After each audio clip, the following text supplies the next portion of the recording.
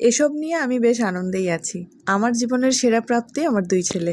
সকাল 11টা থেকে 1:30টা পর্যন্ত আমার অফিসের কাজ থাকে। আর আজকে ঈশান বাবু কিন্তু আগেই ঘুমিয়ে পড়েছে। অন্যদিন দাদা স্কুল থেকে ফিরলে তারপরে ঘুমোয়। যাই হোক, ছেলেকে আনতে যাওয়ার সময় হয়ে গেছে।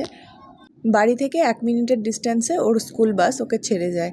আর আমি 1:45 নাগাদ ওকে গিয়ে নিয়ে আসি। বাড়িতে ফিরেই আমার প্রথম কাজ ওর ব্যাগ থেকে টিফিন বক্সটা বার করে দেখা যে টিফিন বক্সের অবস্থা কী, মানে ও কতটা খেয়েছে। তোমাদেরকে তো দেখালামই। তারপর ওকে ড্রেসটা চেঞ্জ করিয়ে হাতে হ্যান্ড ওয়াশ করিয়ে সোজা খাওয়াতে বসালাম। আর আজকের খাবারে ছিল নিরামিষ, ডালের বড়া দিয়ে তরকারি, ঢ্যাঁড়স ভাজা আর লাল শাক ভাজা। বিশেষ একটা কারণে আমাদের 3 থেকে 4 দিন নিরামিষ খেতে হচ্ছে। আর এই নিরামিষ খেতে হলেই কিন্তু অনেক চিন্তা কী রান্না করব। কিন্তু আমার বড় ছেলে মাছের থেকে পনির, সয়াবিন, ডালের বড়া এইসব দিয়ে তরকারি খেতেই বেশি ভালোবাসে। ব্যাস, দুপুরের ব্রেকে আমি এই কাজগুলোই করি। আমারও ব্রেক শেষ আর ওকে ঘুম পাড়িয়ে আমি আবারও কাজে বসে পড়েছি। বিকেলে ওদের 2 ভাইয়ের জন্যই আমি প্যানকেক বানিয়েছিলাম। একটা গোটা কলা আমি এইভাবে কেটে নিয়েছি। আর একটা বাটিতে ওটসের পাউডার, যেটাতে ড্রাই ফ্রুটস মিক্স করা আছে।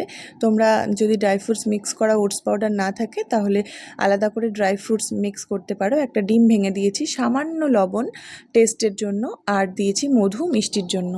ব্যাটারটাকে ভালো করে গুলিয়ে নিয়ে কলাটা ওর মধ্যে দিয়ে একদম ভালো করে মাখিয়ে নিয়ে প্যানে সেঁকে নিয়েছি।